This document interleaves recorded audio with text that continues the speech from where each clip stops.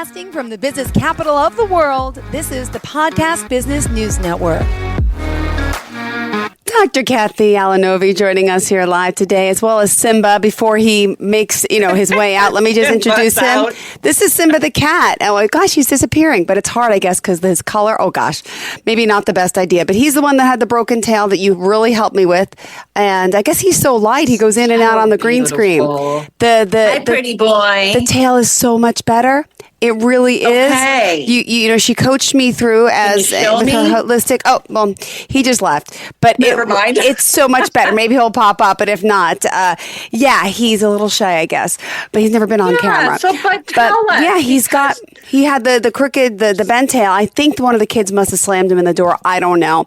But anyway, he is so much better. You told me, okay, it's not an emergency. Right. Keep pulling on it. Heat compress. Gentle. And you still feel the bump. It's not as bad and it's not as crooked. So it may straighten out, like you said. It may not, but he is so happy and doing so well. So I just want to thank you for that. And I figured I'd bring him on live today. A little bit. That's beautiful. He's gorgeous. Thank you. And it's great. So that's beautiful because 2 weeks ago we talked about Simba with his tail. Mm-hmm. And at that point you didn't know, did he get in a fight? Is it an abscess? Mm-hmm. Do we need to go to the emergency room? And I'm like, is he eating and drinking? And you're like, yeah. And I'm like, okay, not an emergency, but we need to deal with it. And I taught you how to gently do traction. You got the kids involved. Yes, good memory. I know. Last week thank you so much. Thank you. Yes. Thank you. Healthy PAWSibility, everyone. PAWSibilities, I should say. I just want to welcome our friend here officially. It's healthypawsibilities.com, and she's based out of Tampa, Florida, but she's working with clients all over the world with natural methods to help your pets, without the medicine, without the pharmaceuticals, and she's amazing. She's helping so many, and you're dedicated to this. I love your membership aspect. I love you as a person, as a veterinarian, all that you've done in your career. She's done a lot, and now she's into holistic medicine for our pets, which is better than ever. So, hi, welcome back. Hi. What did you? Simba in New York. Yes. Or the city, there in the north. Yes, we're on Long Island, actually, but excited that I was able to bring him to you today. So tell us a little bit about what you're doing and what do you want to discuss for today? Yeah, well, thank you, because I did want to check in on Simba. I wanted to talk about how, have you ever noticed that people and their pets share similar illnesses? And looks. I thought you were going to say looks. I think sometimes Well, there's that too, and I keep thinking, do I look like a pit bull? I might. I definitely act like one. There you go, behavior patterns. But interesting. Right. Wait, so that's a thing where people really get sick and their pet gets sick too? There's absolutely, there's some of it. So Healthy PAWSibilities, PAWSIB, and lots of I's, PAWSibilities. And I talk about things like this in my blog post. So one of the things, for example, I had a woman in yesterday with her kitty, Smokey the cat. When I met Smokey, he had crunchies all around his neck and he was really scabby. And all we did was fix the food. And now he's gorgeous and he's getting fat, which in a way is good because it means he likes his food and he's eating real food. So we just have to train Daddy. Stop overfeeding your son. Mm-hmm. But Mom asked me after she went home, she's like, oh, I forgot to bring it up. Mom noticed that or was feeling bad and went to an integrative practitioner for herself and discovered that she had mold. And then she and her husband went home and they found mold in their apartment. And I think mold is becoming more and more recognized because down here in Florida it's always humid, but when I lived in Indiana we had horrible mold issues. They're depending on the part of the country there's a different mold that causes issues. There's Desert Southeast has its own thing. I'm sure you have. I know you do because it gets moist. Think what we do in the winter. In the winter it's cold, we close the doors. We try to humidify because the air is really dry.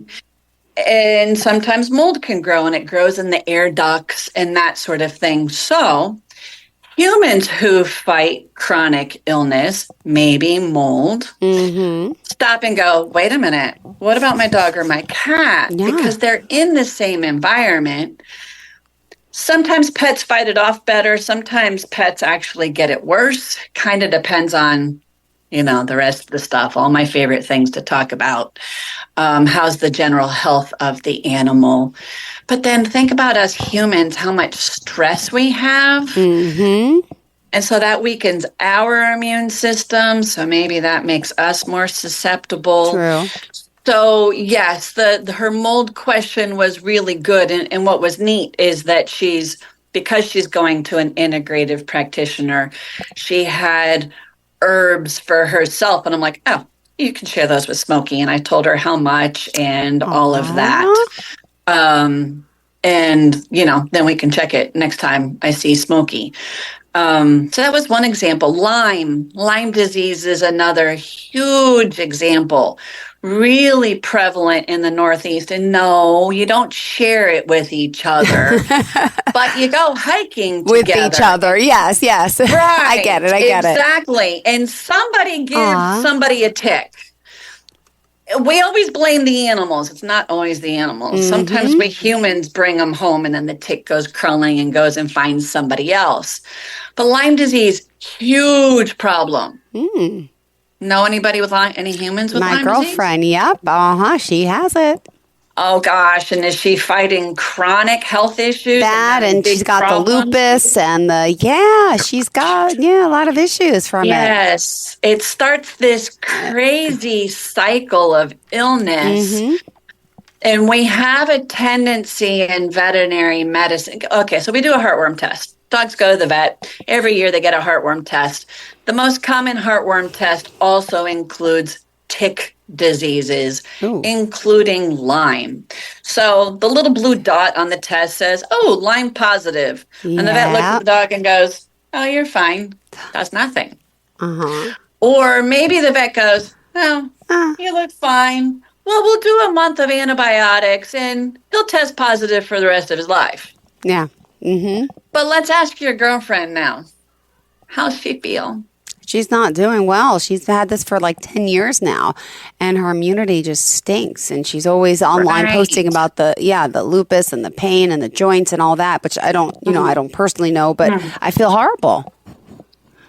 Isn't that awful? And so why would we blow it off and wait until it's a problem? Yeah, no. Because we want less people to suffer like your girlfriend, not more. And animals. And Lyme, definitely dogs and horses get Lyme. And then there's some of the other tick diseases that cattle and livestock get, but then they bring it to our animals, Ehrlichia, Anaplasma, which are like big words. Yeah, I'm really like, wait, what? I got to Google that. Hold on. Let me get the phone. Right. Weird tick disease. Oh, okay, but perfect. Animals get really sick. And so Western medicine, your girlfriend is discovering Western medicine really doesn't have the perfect answer for Lyme. No. It's a very difficult disease. Well, same thing in animals. So why would we wait until they get sick? Because if a 30-pound dog gets as sick as your girlfriend, that dog's not going to be here for long because it's suffering and people aren't going to let it suffer. Yeah. By the time we go that long, it's really hard to treat. This is what your girlfriend's going through, is that it's really hard to treat once you have that complex of this causes this, causes this. So I like to suggest to people when your dog shows up positive on a little snap test in the clinic for Lyme, let's start working on it herbally, naturally, food. I have, knock on wood, I have been lucky, and it takes patience. It can take a year, but with constant rotation of herbal formulas, I can get animals to stop testing positive for Lyme. Really? And I'm actually following a protocol that there's human chiropractors, Michael Leibowitz and his son, Noah Leibowitz, work very hard with humans with chronic disease. Wow. And they've developed some beautiful nutritional supplements and they have all the research behind it that shows, oh, look, I've got 10 herbs on my shelf that may help with Lyme disease. Wow. I never heard of such a thing. I can't wait to tell her. Okay. Wow. I know. It's very exciting. It's exciting to know that we have these sort of options. Yeah. But we don't learn this in vet school. We don't learn options because we learn the classic model. That's fine. There's a place for it. Broken bone. Mm-hmm. Let's go to the regular vet. Yeah. Kink in the tail, what's the point? Yes. But, if I've got a broken leg and I got a bone sticking out sideways, okay, absolutely. Then we need you, yes. That needs to go. Right. Surgery, you bet. There's absolutely a need for a lot of this. So it's interesting. Animals can be sentinels for our health. Wow. Yeah. Yeah. So, in fact, when I was working on my master's degree in public health at Purdue, there was one of the researchers in the department was thinking about partnering with Banfield because it's a national company. They have this national database using animals as sentinels for human health issues. Wait, we're talking animal testing? Is that what we're getting? No. Or I'm confused. Wait. Thank you. I didn't explain that well. Oh, I'm sorry. Well, yes, good. Let me speak in full sentences. No, I'm sorry. So, Banfield is one of the national veterinary clinics. And anyway, I don't need to talk about them. Anyway, they're a national veterinary clinic, and so they have this tremendously huge database of dogs and cats from all over the country. And so researchers could use anonymous data from these animals and go, oh, look, in Houston, there's a problem with some virus. Dogs and cats are getting this virus. So that's a signal that maybe humans need to be looking for it. Okay. Or look, in Connecticut, there are a whole bunch of dogs and cats being tested positive for Lyme in 2024. I bet we're going to get a resurgence of humans with Lyme. So, hey, human physicians, you need to be on the lookout for people displaying Lyme symptoms. So, yeah, sorry, full ideas is really useful. It's okay. But it's interesting because they're tiny little packets. I mean, Mr. Simba right there, what's he, 13, 14 pounds of stud muffin? Probably. He's a big cat. I don't even know. I have big face. Yeah, he's a big. I adopted him from Connecticut because the woman who got him, he's like a year old, and his sister, who I didn't take, I was supposed to, but then she was pregnant, so I just took him. The son was so allergic to him, like he's like a purebred Siberian something. I don't know. He's from Russia. I just know I was looking for a cat, and long story short, bring it home. He's so sweet. We love him. And then my son, who doesn't have allergies, all of a sudden has allergies. So we started him on allergy shots. That's fine. I'm like, we're not getting rid of the cat. Beautiful. I'm like, yeah, we good. You'll get into it in no time. And so did the allergy shots work for your son? Oh, I've done them personally, and they've worked for me.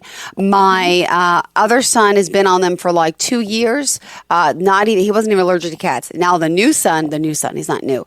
He's 7, but we started like 6 months ago, and he's not allergic anymore so far, but I know we're supposed to keep it up, and we are once a week right now until he goes to maintenance mode a month out, like me and my other son are. So I believe in that. Right? Giving yourself a little bit of something your body doesn't like, over time you're going to tolerate it. Doesn't that make sense? It's an interesting thing, isn't it? You want to know something weird? Uh-oh. That's the idea behind homeopathy. Oh. Which it's fascinating. So in the allergy science, they're actually incorporating this homeopathy idea that you give micro amounts of something that causes illness to reset the body so that it stops having a problem. And I did the same thing. I did long before I knew anything about natural medicine. Before I went to vet school, I'm like, okay, I'm so allergic to cats. So I went and I got the allergy shots. And they're like, well, we don't know if it's going to work and whatever. And as long as I don't put them in my face, I'm great. I can do cats. And it's interesting because my daughter, who's 21 now, she's like, I want allergy shots because I can't be around. I can't get the cats near me. I'm like, well, we need to fix that. But it's a micro dose. It's a skill amount. So the immune system goes, ooh, maybe we should talk to that little thing. It's fascinating. And so even though Western medicine, what we consider Western medicine, the conventional allopathic, the regular stuff, early 1900s, a report called the Flexner report, Flexner. Flexner was some guy who was hired by Carnegie to disprove homeopathy. What? Really?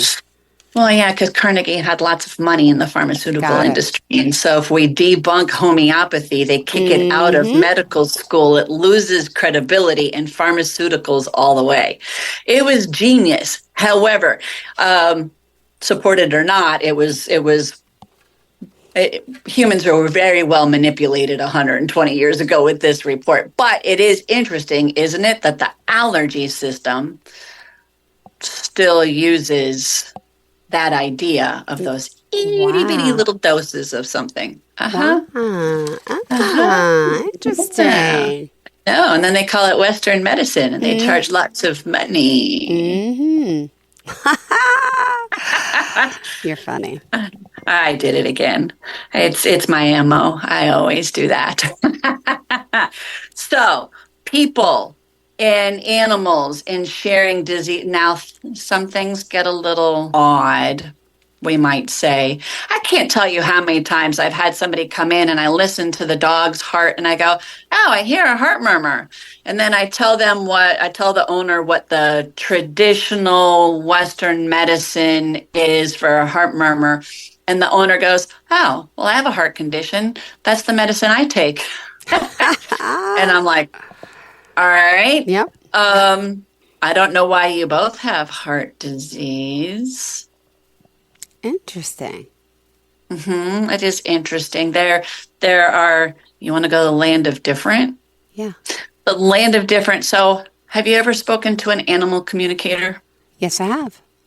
Okay. I would never have believed in such a thing. I didn't even know it existed when I went to vet school. By the time I went to chiropractic training and I heard about an animal communicator, I'm like, what? And now I have a group of clients who use animal communicators, and there's something there. But those people, they're like, okay, my animal's trying to help heal me. And I'm like, okay, so you need to deal with your crap. And Fluffy, you deal with your own stuff. Do not take mommy and daddy's stuff. Keep it separate. Don't take it on. We all need to be responsible for ourselves. I don't know. I don't know. There's something with energy, quantum field. I don't know. And then for people who are really conservative, they just switched the station and said, I'm not listening to that wacky stuff anymore. Yep. Yeah. But it's interesting. It's interesting. I don't know. There's an element of it. And Frenchies and their owners might look the same. Some of them do, I'm telling you. Golden retrievers might look just like their mom. That's hysterical. It's kind of cute. So what other diseases? We all drink the same water.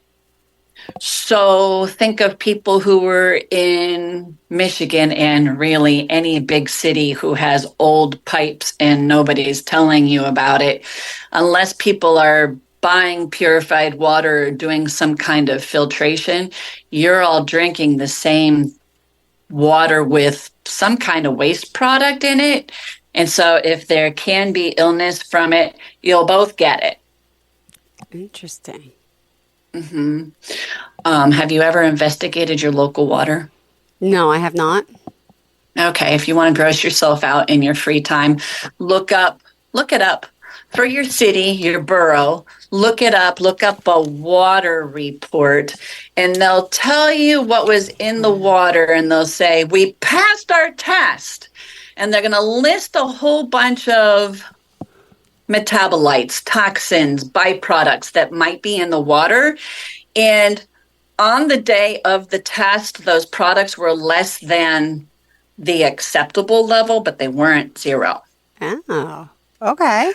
So there's So, right. Well, they know that the test is coming, so they clean up the pipes. I used to live in Terre Haute, Indiana, and Terre Haute was known to have high levels of Prozac and antidepressants in the tap water because the water filtration system wasn't getting it all cleared out. Well, I guess we're allowed to have certain harmful substances in our water, is what you're saying? Like it made it through the filtration system and came back around. Oh. We're not supposed to have that. How do we even know? You don't, unless you get a water sample and you send it off to, there's some labs that test for all kinds of crazy stuff. Here in Tampa Bay, our pipes are cleaned, made safe with chloramine, not chlorine, not ammonia, but the combo, chloramine. The metabolites, the breakdown byproducts are linked to cancer and birth defects. Well, they're present at a low level. Okay. It's okay. It's below the threshold. But when it's your baby, then all of a sudden you care. Yeah. Or how about we have a little packet? So Simba's 14 pounds. He's a little packet. And all of those byproducts accumulate in there. Here, it's funny. Twice a year we get emails that say, well, we're cleaning the water system and there's going to be a particularly high smell of chlorine for the next month, but don't worry, it's safe. Oh, my gosh. Right. So the water system is flushing those giant pipes that bring the water to us and scraping the crap off the sides with these chemicals so that the crap doesn't build up and accumulate and plug up the pipe. And where does it go? Downstream to our house. So it's all happening all over. Purified water is good. We like clean water for everybody. And people don't think about that, or they don't think about it for their pets. People come in and I'm like, well, what kind of water do you drink? And they go, oh, fancy foo-foo water. I'm like, good. Do you give that to your pet? No. Why not? I don't know. And you can see the wheels turning. And they're like, oh, my goodness, for the same reason I don't drink the water. Or how about fluoride? Oh, there's controversy, right? But the idea with fluoride in the water is that it's supposed to decrease cavities on our teeth. That's true. That's fine on our teeth, right? But why do I drink it and put it in my... Right. So I put it into my whole body. And where does fluoride go? To the bones. Does it? Yeah. Right. Okay, it goes to the bones. And it's implicated in bone cancer. Oh, my gosh. And what's one of the cancers that's starting to be more and more prevalent in animals? Bone cancer. Interesting. So, right. There's also some evidence that fluoride in the water decreases IQ in children. Really? But what about in our pets? So if our pets are drinking They're drinking the same water. That's right. Yeah, they're drinking the... Right. And so maybe this is the reason why an animal might be hard to train. Same brain, same mental system as our two-legged children. And so maybe it's a little bit more difficult for our four-legged children to learn when their body's being bombarded with these chemicals. Oh, darn. Your wheels are turning. I love it. Yeah, this is... I have done my job. You always do. Always do. Right. Yeah. And these are they're just little things So that's part of what I talk about with people every single day, no matter why they come to me. Often people are coming to me because their pet has fill in the blank disease and they want to know how to address it with diet. But we talk about all these other things because if we fix the diet, but continue to, so what if the dog has cancer, but we continue to feed tap water, which the fluoride and the chloramine byproducts that we have in Tampa Bay are both linked to cancer, we're not making that dog's life better. We got to get rid of the contaminated water.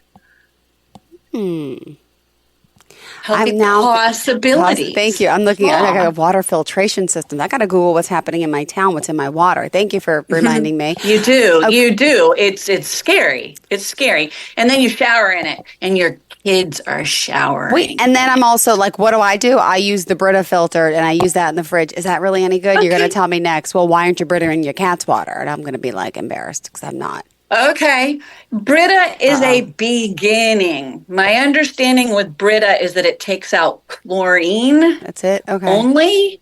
Okay. And there may be tons more, but it's a start. Okay. And some people use their fridge filters. Some fridge filters take out only chlorine like the Brita. Some fridge filters are multi-stage and take out a lot of contaminants like a reverse osmosis system. And then it's like, well, do you need to put the minerals back in? And you got it. And water is huge.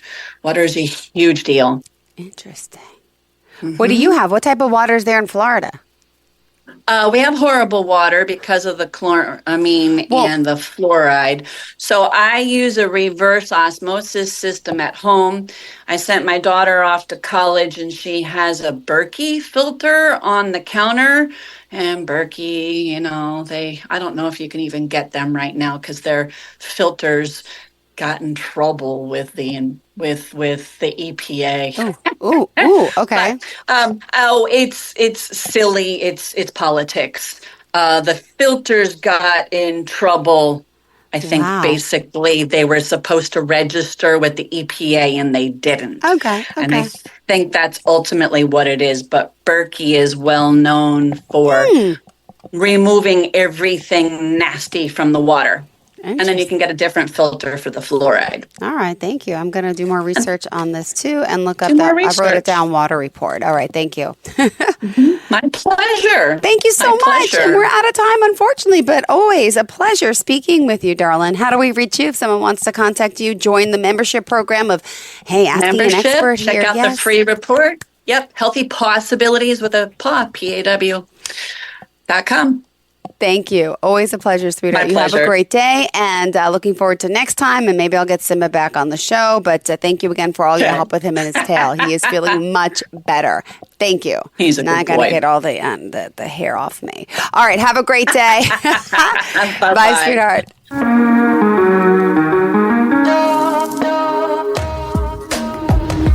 Broadcasting from the business capital of the world, this is the Podcast Business News Network.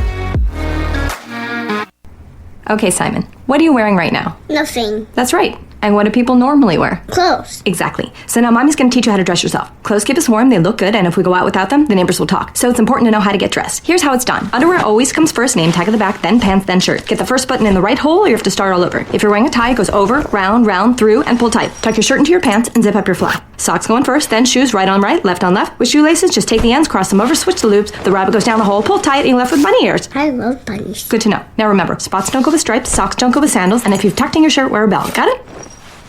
Why are your pants on your head? Most parenting is hard to do in just 2 minutes. But spending just 2 minutes twice a day making sure they brush their teeth is easier and could help save them from a lifetime of tooth pain. For fun 2-minute videos to watch while brushing, visit 2min2x.org. That's 2min2x.org. A message from the Partnership for Healthy Mouths, Healthy Lives, and the Ad Council.